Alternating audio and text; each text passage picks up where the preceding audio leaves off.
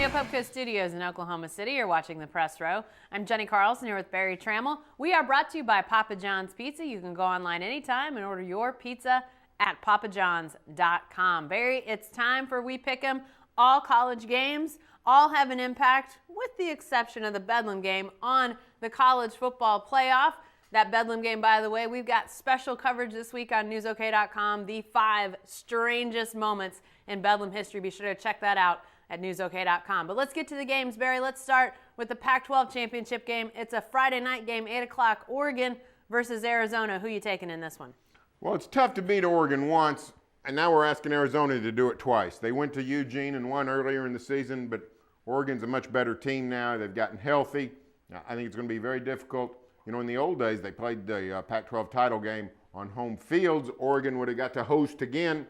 Fortunately for Arizona, games at the new 49er Stadium there in Santa Clara, California, not going to be enough for Arizona. Yeah. I think Oregon wins. Yeah, I'm going with Oregon in this one as well. I think the Ducks are into the playoff. But I will say this, if Arizona wins, it's going to have an interesting case for it being in the playoff. I don't think they will be. I think then the Pac-12 would probably get shut out. But, beating Oregon twice, that's pretty good on your resume. But I do think the Ducks are playing really well. It looks like the Heisman is Marcus Mariota's at this point. I don't know what he could do to lose it. I think he's the guy. He's the leader. I think he leads the Ducks. All right, Barry, what about that SEC Championship game? It's Saturday afternoon at 3 o'clock.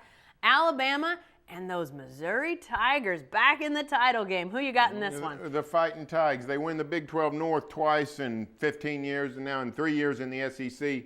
They've won the East Division twice already. So here's why they won it. Missouri played in the East, where Georgia was really the only team of note. From the West, Missouri played the bottom 2 teams, Arkansas and Texas A&M. So there's no mystery why Missouri won the division, and there's no mystery why Alabama won the SEC West. They're the best of a bunch of good teams. I think Alabama wins easy. Yeah, I'm going with the Tide in this one as well. I think Alabama senses just how close they are to playing for another national championship. Shut out of that last year, as we well know, in this neck of the woods, playing the Sooners in the Sugar Bowl. So I think the chance to get back and have a shot at a championship will motivate their coach, Nick Saban, and when he's motivated, those guys are motivated. I think they're superior to Missouri as well. We'll see what happens, though. If Missouri beats Alabama, sets up a really interesting scenario with the championship, the playoff. Maybe no SEC teams get in. All right, Barry, what about the ACC title game?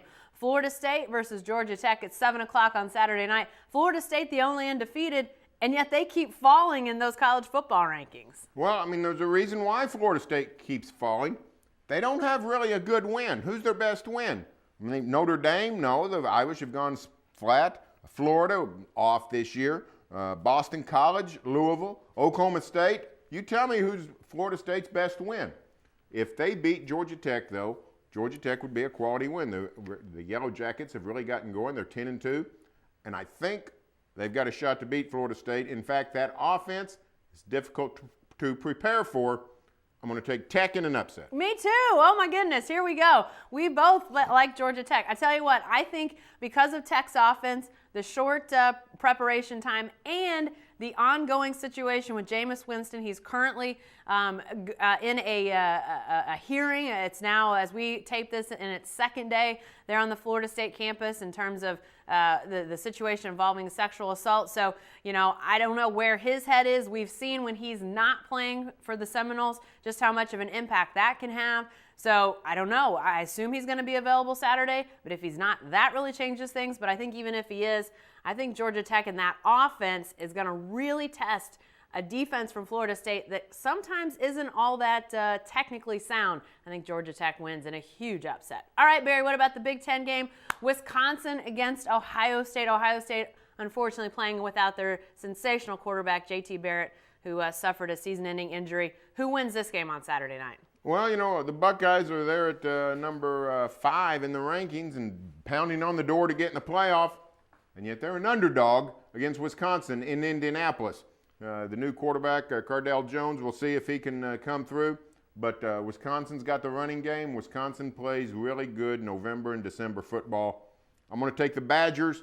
It's not an upset. Yeah, I'm going with Wisconsin in this one as well. I tell you what, if Ohio State would have had a buffer game between J.T. Barrett's injury and this Big Ten championship game, I might have picked them, but asking a guy in his first start and his first big experience to go out and beat Wisconsin in the Big Ten championship game, potentially try to get your team into the college football playoff. I think it's too high a bar, too much to ask. I think Ohio State to this point has been deserving to be in that conversation, but I just don't see. I think Wisconsin is playing good ball right now, too. They're going to control it with Melvin Gordon, and I think that's going to be really tough for Ohio State to beat. All right, Barry, what about the game down in Waco? It's not a championship game, but could it propel Baylor into the playoff? Could it push TCU out? They've got a game against Iowa State earlier in the day. K-State at Baylor, 6:45 on Saturday. Who are you taking in this one? Well, I think Bryce Petty's going to play, but I wish I knew for sure. If Bryce Petty does not play, he had the concussion Saturday against Texas Tech, and the Bears have to go with Seth Russell, K-State has a decent chance. The Wildcats have been playing a really good football this year. Baylor is very tough at home. With Bryce Petty, I think Baylor's going to be too tough for K-State. I don't think K-State can match up with those Baylor receivers. I think Baylor wins easy with Bryce Petty. If Seth Russell has to quarterback the Bears, I'll take the Cats in the upset. That's a good non-committal committal, Barry. I'm going with Baylor.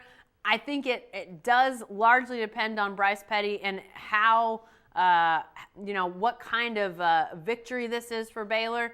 I think they'll still be able to win without him, but I think a lot depends on those wide receivers maybe making more out of making 25 yards out of a 15-yard play, making 30 yards out of a 20-yard, extending plays and really taking advantage of the speed and the size that they have in that K-State secondary. I think that's where they have a big advantage. We'll have to see on Bryce Petty, but I just think Baylor's close enough. I think they'll get it done. But then it sets up a really interesting scenario. TCU, they go up in the rankings to number 3. They lost to Baylor. So if Baylor finishes strong with a good win against K-State, what is the selection committee do? I think TCU stays, Barry. Well, it's going to be tight. I sort of do too, but it's going to be tight. It is going to be tight. All right, Barry, let's talk about Bedlam. 2:30 Saturday afternoon down in Norman. Who wins this one? I like the Sooners. I have not come up with a scenario by which OSU could win this game. Mason Rudolph gives them a chance on offense. The fact that Cody Thomas is quarterbacking the Sooners and really hasn't shown that he's adept at throwing the ball, but he can run it well. It's the end of the season. They can run him all day and get his head knocked off, and you don't have to worry too much about the future. So I think the Sooners will run wild. Samaje Perine have a big day. Cody Thomas have a big day. I think the Sooners win big. Yeah, I think OU wins. I don't know if it's going to be big. You talk about maybe not seeing a scenario by which OSU could win. Well, none of us saw a scenario by which OSU was going to go to Norman in 2001 and beat the Sooners there, and that was 16-13. So, I think that the upset could happen. I just don't think it's as likely. Even with Mason Rudolph, who I think adds a spark, adds some interest, much like Samaje Perine does for the Sooners. But I just think OU, if they get in a tight fit, I think that they can just turn to that offensive line, big, physical, and tell them to go downhill all day. Run block, run block, run block, hand the ball to Perine, let him run a bunch, maybe throw a couple passes here and there with an extra week. Maybe Sterling Shepard's back and ready to go. But I think OU wins. But at least it's more exciting than what we thought it was going to be a couple weeks ago. We got two guys to pay attention to. There you go. Be sure to stay with the best coverage team anywhere at newsok.com and every day in the Oklahoman.